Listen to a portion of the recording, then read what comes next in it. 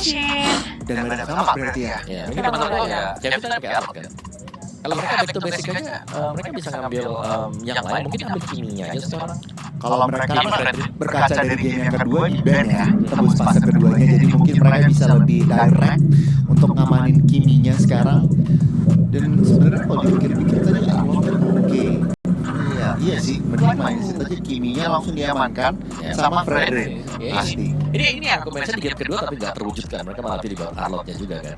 Dan sekarang mereka dengan membawa Kimi, mereka pasti harapannya adalah mereka bisa menang di mid, di early-nya. Tergantung satu pilih match pas kan. Ini kedua tim ini sama-sama masih ngotot dengan strat yang mereka punya ya. Ya, bisa dibilang karena Onyx terakhir sih ya, ini game mereka yang aman-aman aja, yang pasti-pasti aja, dan if it works, let's just go. Kalau udah nggak ada, kalau udah menang kenapa harus dirubah? Betul. Dan tadi CFU ngerubah game yang kedua mereka dari sisi draftnya mereka juga ya. Oke, Cici ternyata diamankan. Oke, good pick. Perubahan ya jadinya ya. Nggak bisa langsung good pick. Bisa pegang Fredrin sebenarnya. Sakit. Ya, jadi dia itu lebih enak untuk pegangin Fredrin dengan curtain call-nya. Damage-nya juga cepat sehingga membuat Fredrinnya ini ya lebih lemah aja. Offense cepat. Ya. Terus juga bisa dikejar, bisa langsung ke belakang. Dan rata-rata untuk Cici sendiri kan pakainya Fengers ya. Jadi akan menjadi badan yang solid di depan. Damage ke arah tank-tank seperti kalian, bahkan kalau udah misplay atau misposisi, Cici ini bisa banget gampang nge-punish. Jadi sangat-sangat masuk akal diamankan pick yang ketiga.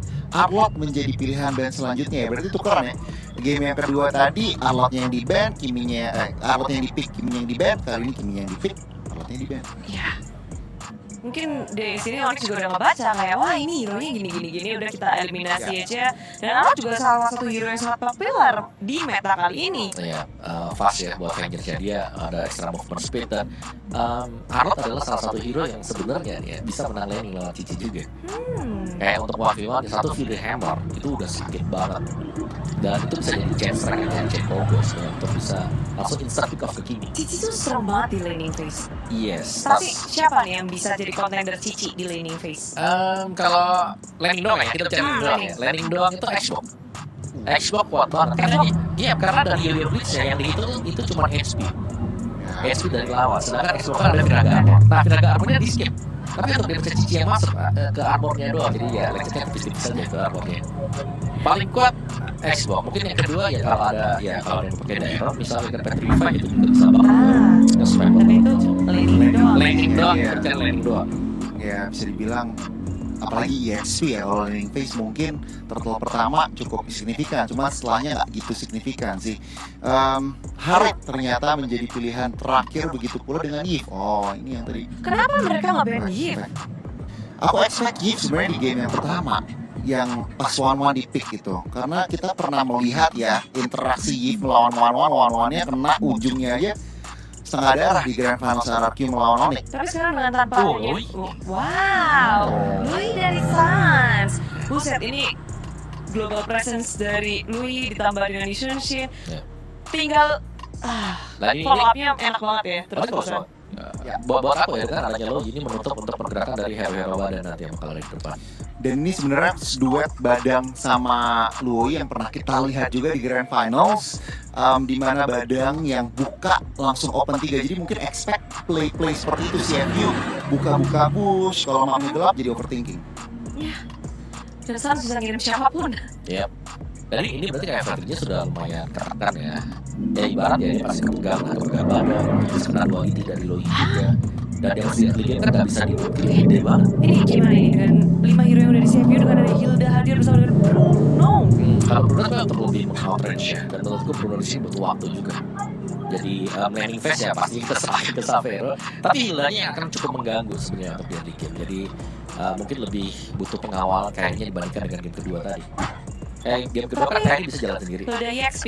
Berarti EXP yang akan Flanking. Ya level 2 lebih cepat untuk rotasi dibandingkan dengan Cici ya. Cici pasti steady lane, dia lama banget buat clear lane. Tapi Granger lagi. Main range, emang kurang dari elemen range, masih kurang dari Onyx, dan dengan adanya Granger ini full kill. Oke, suka yang mana? Suka kanan aku tetap, karena Loi. Pengen bilang CFU sih sebenarnya. Kalau Dari segi draftnya, tapi kita nggak tahu eksekusinya akan seperti apa karena ini adalah game penentuan game ketiga untuk Onyx dan juga CFU, para caster, Ranger Mas dan juga Lim. Bagaimana kalian melihat untuk game ketiga ini? Thank you so much untuk para panelis kita. Luar biasa.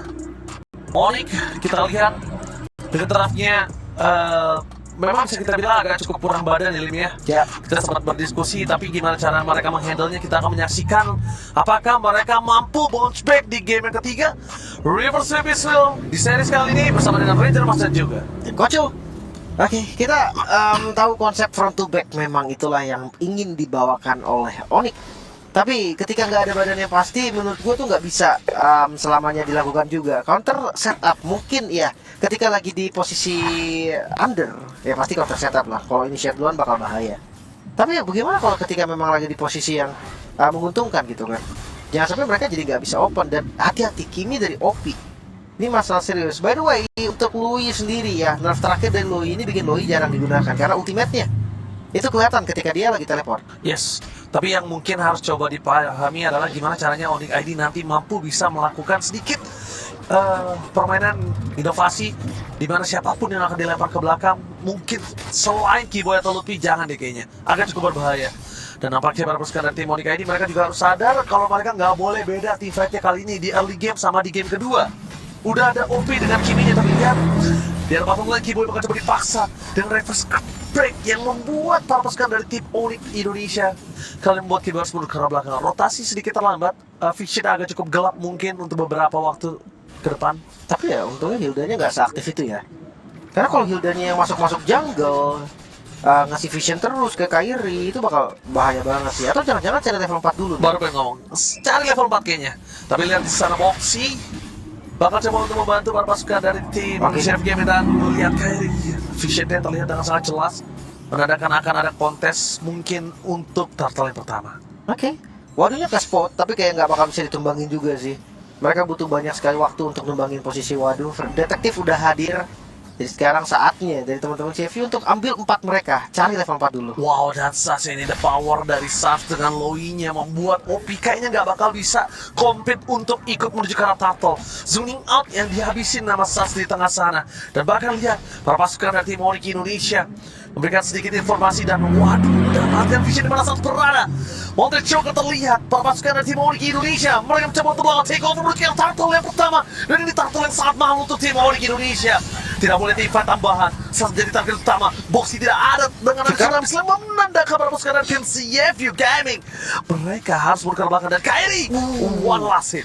Satu hit. Treslas ke depan sana agak cukup risky. Untungnya detektif Fredrin jauh. Iya. Untung Hildanya juga nggak terlalu berani ya tadi untuk langsung majuin balik. Tapi ya kabar baik untuk Onyx. Turtle pertama yang harusnya sebenarnya dipegang CFU ini dapetin oleh Onyx. Dari emblem kita lihat adanya trio untuk Cici. Dari Lutfi ya. Ada damage yang membuat nantinya akan sakit ini sebenarnya dari Cicinya nggak boleh dianggap remeh juga. Disaksinya trail juga. Sementara kalau kita ngeliat dari Fredin nggak ada perbedaan juga dipakai Impurats, ada Vintage tanah pertamanya. Yang gua khawatirkan dari Kimi sebenarnya. Kimi dan juga Bruno. Bruno yang pakai Master Assassin. Wow. Ini Bruno galak nih. Bruno mode galak ya dari Sing. Apalagi udah jadi Hasclaw. Sustain banget nih pasti landingnya. Landingnya bakal lebih kuat. Untuk Savero juga nggak bakal bisa mendominasi seperti di game sebelumnya. Yang mungkin akan cukup berimpact adalah di sini kondisinya para pasukan dari tim Onyx mereka jadi nggak terlalu di press abis-abisan early-nya karena tahu CFU-nya kalah di tengah, rotasinya gagal didapatkan dan waduh dia nggak punya damage di awal tapi bisa dibakar oleh para pasukan dari tim Onyx Indonesia dan first blood finally didapatkan oleh para pasukan dari tim CFU Gaming. Keputusan untuk dia menahan gak agresif malah menandakan bahaya untuk Hildanya. Nah itu dia. Ya kita tahu Isapsnya damage yang sakit banget tadi kan. Dari awal juga udah kelihatan banget damage-nya memang kuat. Plus ya kalau ngeliat ada Cici juga berarti landingnya memang akan sedikit susah untuk Hilda. Gue banyak sekali ngeliat Hilda dengan kondisi seperti ini nih. Opsinya adalah lepas lane-nya. One by one situation di arah top lane. Sing masih mau beat tapi lihat damage yang diberikan Savero. One hit. Oh, Laker Oakley yang gagal. Savero dengan sangat tenang. Borong Levi jadi pop up dan akhirnya Sing termakan oleh jebakannya sendiri. Oakley yang tidak terjadi dan bahkan Savero itu ketenangan yang sangat mahal ini. Iya dan jangan lupa flickernya dipakai oleh Sing. Informasinya jadi double, tapi Turtle kembali disetup. Waduh, mendapatkan informasi Kibo menjadi target utama. Luffy terpop-up di depan sana, tapi dengan adanya Vengeance Luffy tidak bisa dimakan dengan cukup instan. Luffy, Vision terlihat mencoba bagaimana press road. Perasaan dua, perasaan tercuri dan satu. Turtle yang mahal kembali dipakai untuk Onyx Indonesia melambungkan gold yang mereka miliki, dipakai untuk membuat seluruh lane mereka lebih sustain dan lebih untung. Plus 2 poin Kiboy? kill. Bayangkan loh, 2 poin kill yang bisa didapatkan di Turtle yang tadi. Mid terbongkar. Wow, inilah Onyx. Ini baru Onyx. Karena pressure ke arah purple-nya pun kelihatan. Dan ya, itu dia Fredrin. Membuat Fredrin awal susah cari level. Itu udah jadi satu buah masalah pasti untuk CFU. Karena Aulinya udah gak main, udah pasti Ferdinand dari metode late game bakal lebih gak berasa. Itu dia, pelan-pelan ya. Pelan-pelan tapi pasti. Mungkin di game pertama pemanasan untuk Onyx. Di game kedua udah mulai recover walaupun memang masih berat. Tapi game ketiga mereka sudah menunjukkan kalau memang gameplay agresif lah yang dimiliki sama Onyx. Cuma satu, Ji. Jangan lupa ya, ini nggak ada badan pasti loh. Iya. Semakin lama impactnya akan semakin berasa. Apalagi kalau Singnya punya damage. Karena ngomongin Karl Luffy yang mungkin coba untuk zone dengan Curtain Calls nggak akan efektif seperti sebelumnya. Digebuk balik kan? Digebuk balik, Vengeance-nya juga nggak bakal bertahan dengan cukup lama. Ngomongin karena Sky Piston yang sudah di tangan dari OP, ini juga menjadi sebuah satu warning sign yang mungkin udah harus dipahami oleh tim Onyx Indonesia.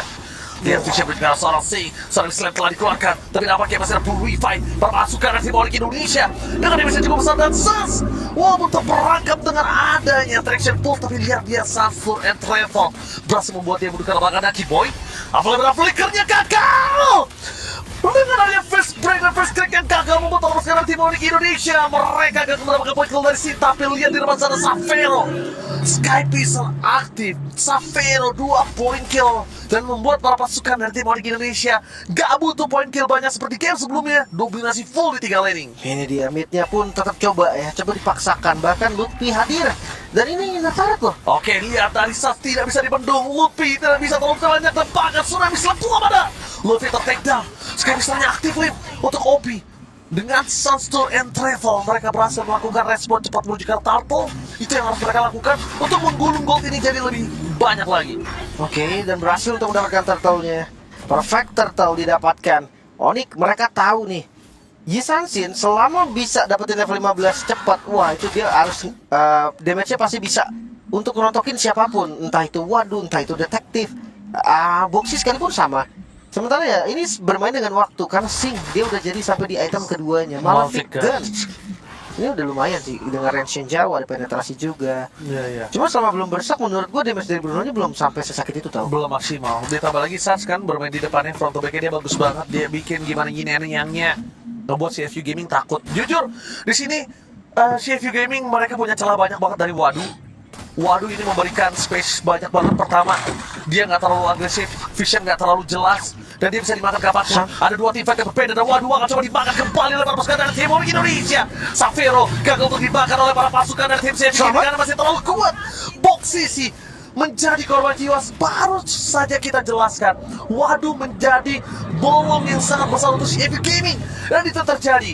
Permainan agresif yang tidak mereka mainkan, permainan Vision yang terlalu terlihat sangat jelas, split push power tidak bisa, backline-nya juga nggak terjangkau oleh Wadu. Makanya dia coba muter loh tadi ya. Dia coba untuk lewat Kejauhan nggak sih? Tapi ya menurutku memang harus jauh Ji, karena dia nggak bisa main lurus di depan gitu, nggak bisa. Bukan bonus di depan, tapi kayaknya flanking dari dekat ini masih menjadi possibility sih. Tadi terlalu jauh, dia udah tahu. Onyx Indonesia udah tahu di mana Wadu ini bisa dimakan. Wadu ini kalau di belakang backline main flanking, ya udah kita tunggu aja. Toh depannya juga ibaratnya nggak bisa ambil. Apa? Surprise happy birthday, first break menutup box sisi. Nggak ada tsunami selain dan Wadu takut mendapatkan Savero. Berhasil mendapatkan 3 poin clear dengan adanya Sky Piscer 30, Sky Piscer aktif dan sing. Bye-bye, gak ada jalan pulang, nowhere to run.